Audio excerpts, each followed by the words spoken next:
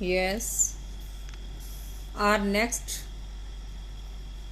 part of the topic deficient and excess demand is measures to correct deficient and excess demand.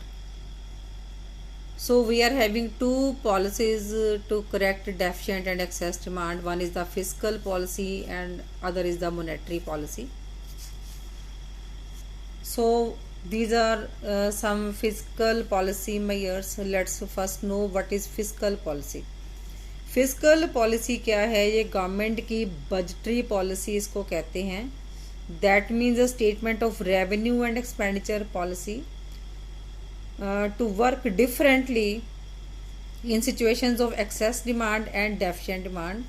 तो fiscal policy को जब हम apply करते हैं दोनों को कंट्रोल करने के लिए, डेफिशिएंट डिमांड और एक्सेस डिमांड की सिचुएशन को कंट्रोल करने के लिए, तो हमारा दो ऑब्जेक्टिव इसमें साथ साथ सॉल्व होते हैं कि इकॉनमी की ग्रोथ भी होती है और इकॉनमी में स्टेबिलिटी भी बनी रहती है. कि अगर इकॉनमी में एक्सेस डिमांड है उस सिचुएशन को कैसे कंट्रोल करना है, और डेफिशिएंट डिमांड है तो इस सिचुएशन को कैसे कंट्रोल करना है. The logic behind this is that कि एक्सेस डिमांड के केस में क्या होता है कि जब इकॉनमी में एक्सेस डिमांड का फेज चल रहा है, एक्सेस डिमांड मीन्स लोग डिमांड ज़्यादा कर रहे हैं, और लोग डिमांड ज़्यादा तभी करेंगे जब उनकी पॉकेट में पैसा ज़्यादा है, जब उनके पास मोनेटरी फंड्स ज़्यादा हैं. तो गवर्नमेंट अपनी पॉलिसी को इस तरह से फ्रेम करती है कि लोगों के पास जो पैसा है वो थोड़ा कम हो जाए, तो जो उनकी बढ़ती हुई डिमांड है उसको कंट्रोल किया जा सके. So both way I will be explaining excess demand में किस तरह से फिजिकल पॉलिसी काम करती है और डेफिशिएंट डिमांड में फिजिकल पॉलिसी किस तरह से काम करती है. एक्सेस डिमांड के केस में इकॉनमी जो है वो लिक्विडिटी सोक करती है इकॉनमी में से. लिक्विडिटी सोक करना मीन्स लिक्विडिटी को या कैश को खींचती है इकॉनमी में से. लेकिन डेफिशिएंट डिमांड में तो पहले ही लोगों के पास पैसा कम है, तो उस केस में गवर्नमेंट अपनी पॉलिसी को इस तरह से फ्रेम करती है लोगों के पास कैश पहुंचे और वो अपनी डिमांड को बैलेंस कर पाएँ और डिमांड इकॉनमी में रख सकें और ख़रीद सकें चीज़ों को. तो इसके लिए डिफरेंट फिजिकल पॉलिसी मेजर्स हैं. तो फर्स्ट पॉलिसी मेजर है government expenditure. First of all we should know what is government expenditure, कि गवर्नमेंट कहाँ कहाँ अपना खर्च करती है. तो गवर्नमेंट के जो पब्लिक वर्क के ऊपर खर्चा करती है, that is construction of roads, dams बना दिए, ब्रिजेस बना दिए. देन एजुकेशन के ऊपर खर्चा गवर्नमेंट करती है. Public welfare programs like hospitals वगैरह खोल दिए लोगों के लिए, चैरिटी क्लब्स खोल दिए इस तरह से. Then defence of the country, armed forces के ऊपर खर्चा करना. लॉ एंड ऑर्डर मेंटेनेंस के ऊपर खर्चा करना. देन डिफरेंट प्रोड्यूसर्स को सब्सिडीज भी प्रोवाइड करती है government to encourage the production. तो ये है गवर्नमेंट किस तरीके से अपना खर्चा करती है. अब एक्सेस डिमांड के केस में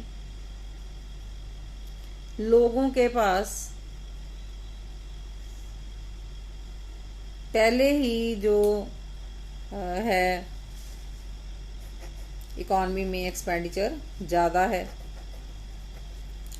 लोग ज़्यादा खर्चा कर रहे हैं, मीन्स लोगों के पास पहले से ही पैसा ज़्यादा है. अब इस केस में गवर्नमेंट की पॉलिसी क्या रहेगी कि एक्सेस डिमांड के केस में गवर्नमेंट अपने खर्चे को कम कर देती है. Government will be reducing it's expenditure, क्योंकि लोगों के पास पहले ही ज़्यादा पैसा है. तो उससे क्या होगा, जो इन्फ्लेशनरी गैप है या एक्सेस डिमांड की सिचुएशन कंट्रोल हो जाएगी. अब वो कैसे कंट्रोल होती है कि जब गवर्नमेंट खर्चा करती है तो लोगों को एम्प्लॉयमेंट मिलती है. अब गवर्नमेंट डिफरेंट एजुकेशन के लिए कॉलेजेस खरीदेगी या स्कूल्स बनाएगी, बिल्डिंग्स बनाती है, बैंक्स बनाती है, उससे लोगों को एम्प्लॉयमेंट मिलती है. एम्प्लॉयमेंट से लोगों के पास सैलरीज आएगी, पैसा आएगा, तो इट मीन्स इकॉनमी में जो इनकम है या मनी का फ्लो है वो बढ़ेगा. लेकिन एक्सेस डिमांड की सिचुएशन में तो पहले ही फ्लो बहुत ज़्यादा है इकॉनमी में कि एक्सेस डिमांड कंट्रोल नहीं हो रही है। तो एक्सेस डिमांड को कंट्रोल करने के लिए गवर्नमेंट अपना खर्चा जो है वो रिड्यूस करेगी ताकि लोगों के पास एक्सेस फंड्स ना बचें खर्च करने के लिए और उनकी बढ़ती हुई डिमांड जो है वो कंट्रोल हो सके। अब अगर इकॉनमी में डेफिशिएंट डिमांड है, डेफिशिएंट डिमांड मीन्स लोगों के पास पहले ही पैसा कम है। अब इस केस में जो गवर्नमेंट है डिफरेंट प्रोजेक्ट्स लेके आएगी, डैम्स बनाएगी, रोड्स कंस्ट्रक्ट करेगी, पब्लिक वेलफेयर प्रोग्राम के ऊपर खर्चेगी ताकि लोगों को काम मिले। जितना भी पब्लिक एक्सपेंडिचर है वो गवर्नमेंट तब करती है जब वो चाहती है लोगों के पास पैसा आए इकॉनमी में। तो लोगों को हर तरह के लोगों को काम मिलता है इसमें, poor, rich, everyone, engineers, doctor, सबको काम मिलता है। नेशनली मेडिकल कॉलेजेस बनाएगी तो डॉक्टर्स को काम मिलेगा। तो डेफिशिएंट डिमांड के केस में गवर्नमेंट चाहती है इकॉनमी में पैसा रिलीज हो, तो उससे डेफिशिएंट डिमांड के केस में गवर्नमेंट जो है अपने खर्चे को बढ़ाती है जिससे लोगों को एम्प्लॉयमेंट मिलती है और इकॉनमी में जो लिक्विडिटी है या कैश है वो रिलीज होता है जिससे जो कम हुई डिमांड है, डेफिशिएंट डिमांड है, वो कंट्रोल में आ जाती है और लोग जो है वो बैलेंस डिमांड करने लग जाते हैं और इकॉनमी में स्टेबिलिटी आती है। अब नेक्स्ट है टैक्सेस। टैक्सेस एक कंपल्सरी पेमेंट है made to the government by the household और even by the producer sector also. अब एक्सेस डिमांड के केस में मैंने आपको पहले ही बताया क्योंकि इकॉनमी में पहले ही पैसा ज़्यादा है और इस केस में गवर्नमेंट अपनी फिजिकल पॉलिसी जो टैक्स वाली है उसको कैसे करेगी, वो टैक्सेस को इंक्रीज़ कर देगी। टैक्सेस को इंक्रीज़ करने से क्या होगा, गवर्नमेंट की जो इनकम है वो टैक्सेस में ज़्यादा निकलेगी। पब्लिक की इनकम जो है गवर्नमेंट के पास टैक्सेस के लिए निकल जाएगी तो पब्लिक के पास अपने आप ही पैसा थोड़ा कम हो जाएगा तो वो कम डिमांड करेंगे। तो डिमांड कम करेंगे जो बढ़ती हुई एक्सेस डिमांड है या जो इन्फ्लेशनरी गैप है वो कंट्रोल हो जाएगा। अब इसके ऑपोजिटली डेफिशिएंट डिमांड के केस में गवर्नमेंट क्या करती है, टैक्सेस को रिड्यूस कर देती है क्योंकि लोगों के पास पहले ही पैसा नहीं है। तो लोगों के पास पैसा रिलीज़ करने के लिए, इकॉनमी में पैसा रिलीज़ करने के लिए या डिमांड को बढ़ाने के लिए गवर्नमेंट क्या करेगी, टैक्सेस को रिड्यूस कर देगी ताकि लोगों के पास पैसा बचे और वो उसको खर्च करने के लिए तैयार हो जाएं जिससे वो इकॉनमी में जो डिमांड को बढ़ाएंगे और जो डेफिशिएंट डिमांड की सिचुएशन है वो कंट्रोल हो जाएगी। Now next is public borrowing और पब्लिक डेट। सो गवर्नमेंट जो है वो लोगों से बोरोइंग्स करती है थ्रू बैंक्स या through post office schemes. Different schemes हैं जिससे गवर्नमेंट लोगों से पैसा अट्रैक्ट करती है। अब एक्सेस डिमांड के केस में लोगों के पास पैसा इकॉनमी में बहुत ज़्यादा होता है इन्फ्लेशनरी गैप की सिचुएशन में, तो गवर्नमेंट इसमें एक्सेस डिमांड को कंट्रोल करने के लिए क्या करेगी, अपने जो रेट ऑफ इंटरेस्ट है वो अट्रैक्टिव रेट ऑफ इंटरेस्ट जो है लगाएगी ताकि जो पब्लिक है वो अट्रैक्ट होके गवर्नमेंट को बोरोइंग्स दे दे। नेचुरली जो पब्लिक को हाई रेट ऑफ इंटरेस्ट मिलेगा तो पब्लिक जो अपने सरप्लस फंड्स हैं वो गवर्नमेंट को दे देगी, जिसके पास लोगों के पास पैसा खर्च करने के लिए कम हो जाएगा। और जब पैसा खर्च करने के लिए कम हो जाएगा तो लोग डिमांड कम करेंगे जिससे बढ़ती हुई डिमांड जो है वो कंट्रोल हो जाएगी। इसके ऑपोजिटली गवर्नमेंट डेफिशिएंट डिमांड में काम करती है कि रेट ऑफ इंटरेस्ट को क्या कर देगी, कम कर देगी, जिससे क्या होगा, बोरिंग्स जो हैं वो रिड्यूस हो जाएंगी क्योंकि लोगों को रेट ऑफ इंटरेस्ट कम मिलेगा। ठीक है, तो लोगों के पास जो है वो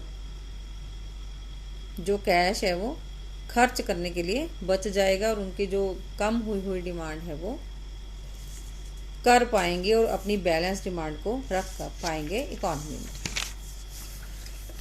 अब नेक्स्ट है बोरिंग्स फ्रॉम द आरबीआई। अब जो गवर्नमेंट है वो आरबीआई से बोरिंग्स करती है। अब एक्सेस डिमांड के केस में गवर्नमेंट को आरबीआई से बोरिंग्स करने की ज़रूरत नहीं पड़ेगी क्योंकि ऑलरेडी इकॉनमी में पैसे का फ्लो बहुत ज़्यादा है, जिसकी वजह से इकॉनमी में डिमांड बहुत ज़्यादा कर रहे हैं लोग क्योंकि उनके पास पैसा ज़्यादा है। तो इस केस में जो गवर्नमेंट इस तरह की पॉलिसी करेगी कि गवर्नमेंट को आरबीआई से जो बोरिंग्स है वो कम लेनी पड़े ताकि वो एक्सेस डिमांड की सिचुएशन को फाइट कर ले। डेफिशिएंट डिमांड के केस में अब जो गवर्नमेंट है वो ऑपोजिटली रोल प्ले करेगी, वो बोरिंग्स जो है वो ज़्यादा लेगी आरबीआई से, क्योंकि गवर्नमेंट को बोरिंग्स आरबीआई से लेने की तब ज़रूरत पड़ती है जब वो चाहती है कि मेरी पब्लिक को पैसा मिले, क्योंकि वो डिमांड ही नहीं कर पा रहे हैं।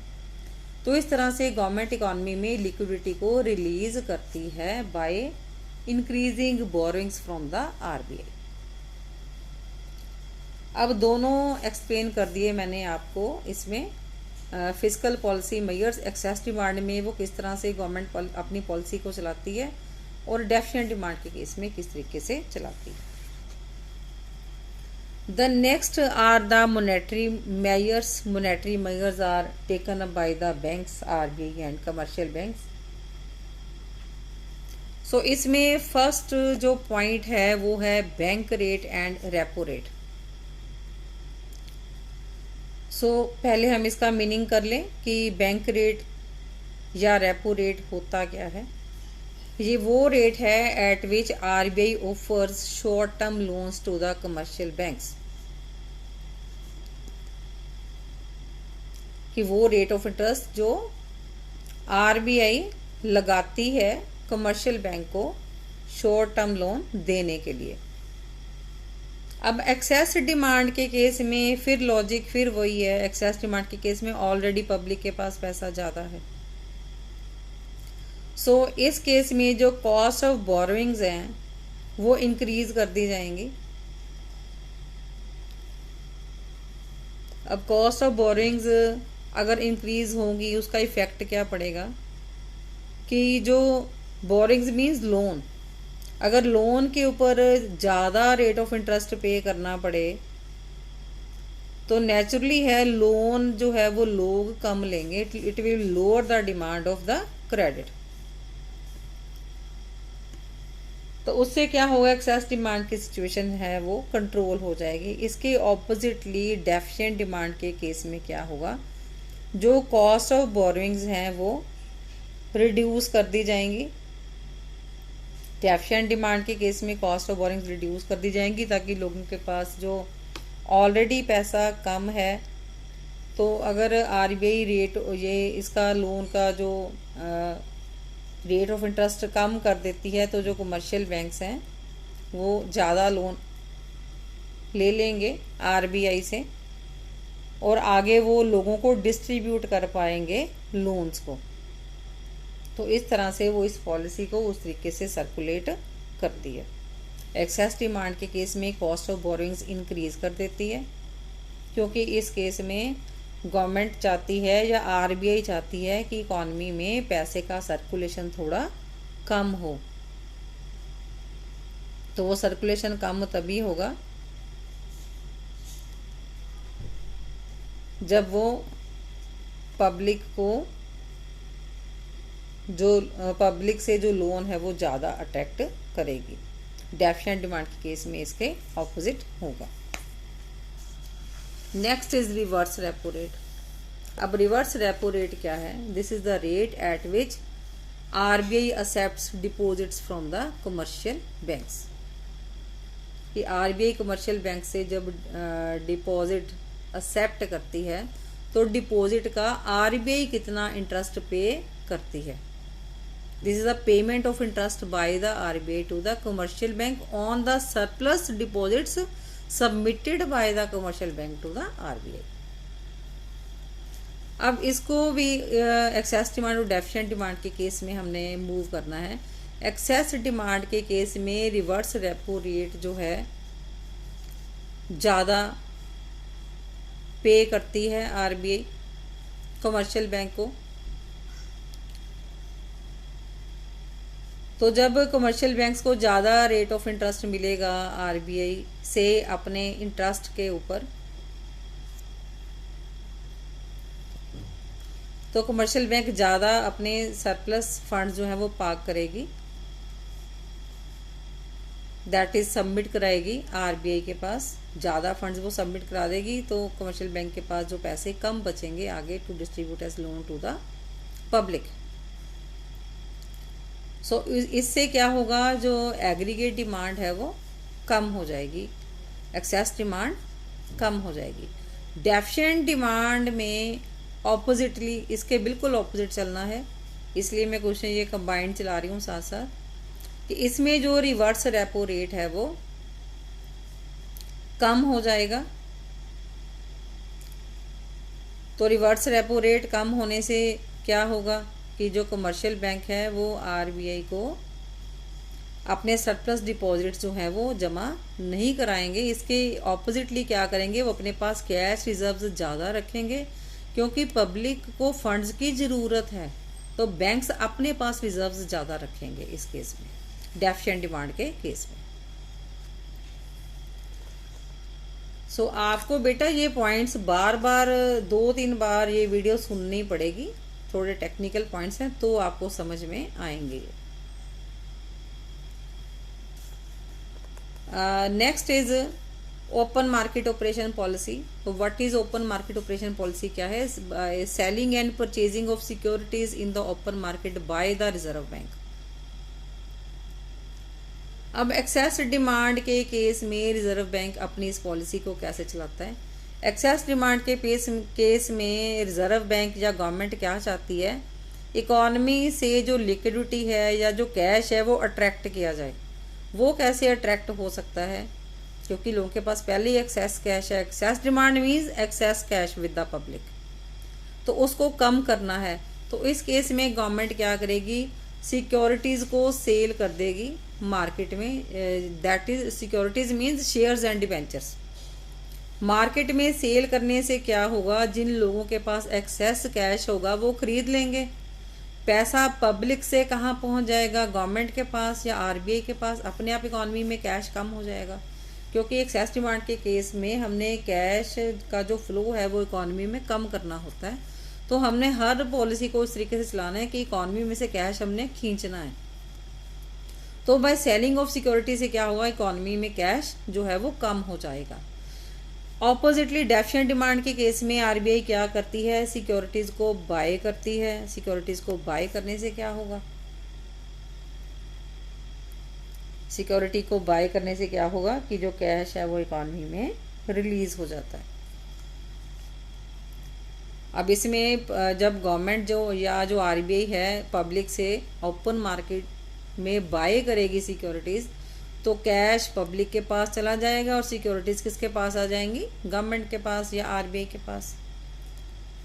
तो डेफिशिएंट डिमांड की सिचुएशन जो है वो कंट्रोल हो जाएगी, लोगों के पास पैसा आएगा तो अपने आप डेफिशिएंट डिमांड की सिचुएशन जो है वो ठीक हो जाती है। Now next is cash reserve ratio. Cash reserve ratio की पॉलिसी किस तरह से चलानी है गवर्नमेंट ने। Now first of all we should know what are cash reserve ratios. Cash reserve ratio की जो रेशो है वो तो आरबीआई फिक्स करती है कि हर कमर्शियल जो बैंक है वो आरबीआई के पास कितने अपने डिपॉजिट्स का हिस्सा as a reserve as a security रखता है,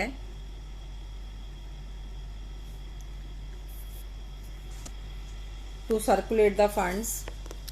This is said to be cash reserves.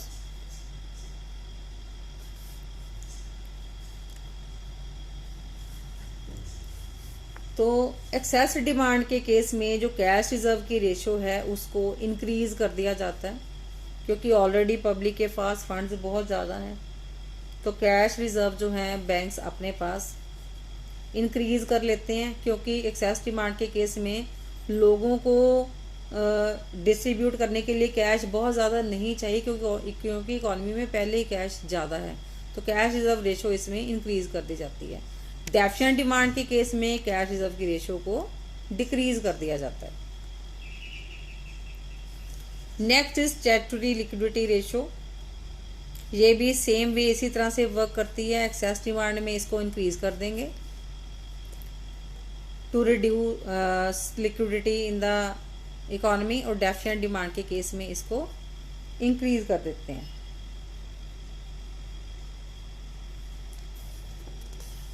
तो स्टैट्यूटरी लिक्विडिटी रेशो होते हैं लिक्विड फंड्स,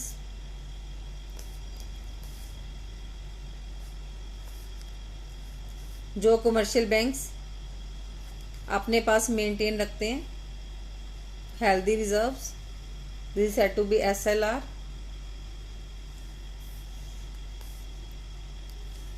तो lesser funds are parked with the RBI as, जैसे CRR को हम कम करते हैं, same way statutory liquidity ratio है, ये भी RBI ही फिक्स करती है कि कितनी रखनी है, हर बैंक ने कितना उन्होंने लिक्विड कैश अपने पास रखना है, in the form of gold और in the form of cash, they can keep it as prescribed by the RBI।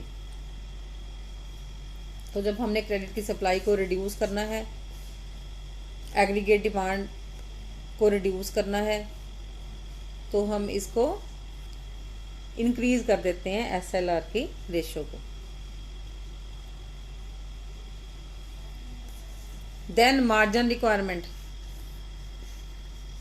Margin requirement क्या है कि अगर हमने बैंक से लोन लेना है तो उसके बदले में हमें कोई ना कोई सिक्योरिटी जमा करानी पड़ती है। सपोज हमने 80,000 का लोन लेना है बैंक से, तो हमें 1 लाख की अमाउंट की security in the form of gold और in the form of property के पेपर्स इस तरह से हमें सबमिट करानी पड़ती है। सो मार्जिन रिक्वायरमेंट क्या है? This is difference between the current value of security offered of loan and value of the loan granted. तो जितनी हम करंट सिक्योरिटी हमारी होती है वो बैंक वैल्यू लगाता है कि हमने कितनी अमाउंट की जो सिक्योरिटी है वो बैंक में जमा कराई है, उससे कम का लोन हमें मिलता है बैंक से। तो उसका जो डिफरेंस है वो 10% रखना है या 20% रखना है, वो बैंक डिसाइड करती है।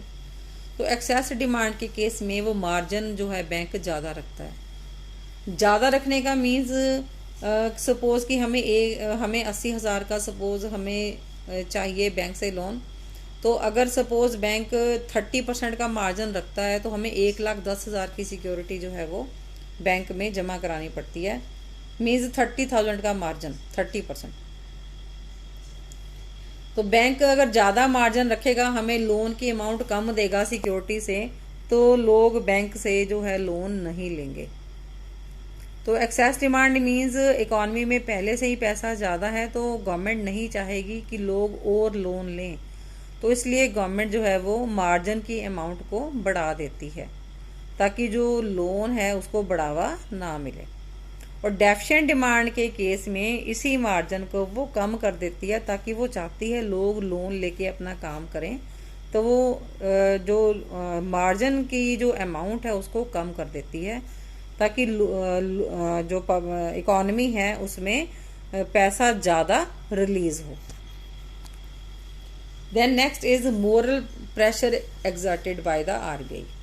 अब जो RBI है वो कमर्शियल बैंक्स को मॉरली प्रेशराइज करती है कि वो RBI के जितनी भी डायरेक्शंस हैं उसको फॉलो करे। एक्सेस डिमांड के केस में जितनी भी पॉलिसीज RBI बनाती है थोड़ा स्ट्रिक्ट होके बनाती है, खास करके लोन के केस में, कि जो कमर्शियल बैंक्स हैं वो ऐसे ही लोन न बांटते चलें पब्लिक को, तो वो स्ट्रिक्ट पॉलिसी जो है लोन की ऑफर करती है in case of excess demand. क्योंकि अगर इसमें जो RBI है लोन की पॉलिसी में फॉर्मेलिटीज़ बहुत ज़्यादा रखेगी एक्सेस डिमांड के केस में, जिसको बहुत कम लोग पूरा कर पाएँ, क्योंकि गवर्नमेंट इस केस में चाहती है कि जो डायरेक्टिव्स हैं लोन की पॉलिसी के वो इतने टफ बना दिए जाएं कि लोग उसको फॉर्मेलिटी को पूरा ही ना कर पाएँ, तो अपने आप लोग लोन कम लेंगे क्योंकि लोगों के पास ऑलरेडी पैसा ज़्यादा है एक्सेस डिमांड के केस में, तभी तो वो डिमांड ज़्यादा कर रहे हैं। तो डेफिशिएंट डिमांड के केस में क्या होता है कि गवर्नमेंट थोड़ी लिबरल पॉलिसी बनाती है। लिबरल मीन्स जिसमें फॉर्मेलिटीज़ कम हो, लोगों को लोन जो है वो आसानी से मिल जाए। तो इस तरह से वो अपनी जो पॉलिसी है डिपेंड करता है। एक्सेस डिमांड के केस में थोड़ी स्ट्रिक्ट पॉलिसी फॉलो की जाती है लोन की, और डेफिशिएंट डिमांड के केस में थोड़ी लिबरल पॉलिसी फॉलो की जाती है। Next is credit rationing. Credit rationing क्या होता है कि लिमिट्स फिक्स करना, कि एग्रीकल्चर सेक्टर है या इंडस्ट्री सेक्टर है या आईटी सेक्टर है, इंफॉर्मेशन टेक्नोलॉजी का सब सेक्टर है, उसमें गवर्नमेंट या जो आरबीआई है रेस्ट्रिक्शंस लगाती है कि कौन से सेक्टर को कितना लोन देना है। तो इस केस में भी सेम वे जैसे हमने ऊपर वाला पॉइंट डिस्कस किया है, सेम वे एक्सेस डिमांड के केस में वो क्या करती है, गवर्नमेंट थोड़े स्ट्रिक्ट रूल्स बनाती है क्रेडिट राशनिंग के केस में कि ऐसे ही हर सेक्टर जो है आसानी से लोन न ले पाए, क्योंकि इकॉनमी में पहले ही पैसा बहुत ज़्यादा है एक्सेस डिमांड के केस में।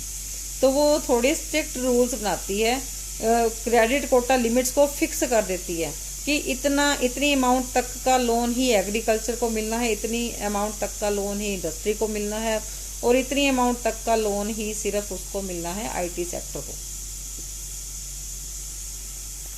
तो इस तरह से वो जो अपनी पॉलिसी है थोड़ी सी स्ट्रिक्ट कर लेती है उसको, अपनी कोटा जो है अमाउंट है उसको भी फिक्स कर देती है ताकि लोन की अमाउंट जो ज़्यादा डिस्ट्रीब्यूट ना हो, क्योंकि पहले ही ऑलरेडी इकॉनमी में पैसा बहुत ज़्यादा फ्लो हो रहा है। लेकिन डेफिशिएंट डिमांड के केस में बिल्कुल ऑपोजिट हो जाएगा। इसमें भी आरबीआई थोड़ी सी लिबरल हो जाएगी ताकि तीनों सेक्टर्स को जो लोन है वो आसानी से मिल सके और लोग अपना काम कर सकें डेफिशिएंट डिमांड के केस में, क्योंकि उसमें गवर्नमेंट चाहती है कि कैश इकॉनमी में रिलीज हो। So these are the different points जो एक्सेस डिमांड और डेफिशिएंट डिमांड के केस में सर्कुलेट होते हैं। मेन लॉजिक हमने पॉलिसीज़ को उस तरीके से चलाना है कि एक्सेस डिमांड में गवर्नमेंट चाहती है कि इकॉनमी में ऑलरेडी पैसा ज़्यादा है, उस फ्लो को कम करना है, तो उस तरीके से पॉलिसी चलाएगी। डेफिशिएंट डिमांड के केस में वो चाहती लोगों के पास पैसा सर्कुलेट हो, लोगों के पास पैसा आए और वो अपना काम करें, एम्प्लॉयमेंट मिले लोगों को, तो वो उस तरह से अपनी पॉलिसी को सर्कुलेट करती है। तो I am telling you once again, आप इन पॉइंट्स को 2 या 3 बार ज़रूर सुने ताकि आपको अच्छी तरह से समझ आ जाए। मुश्किल नहीं है, बस इसको सिर्फ ध्यान से सुनने की ज़रूरत है। So thank you all for listening. So these all points are very important from both point of view also. Thank you once again.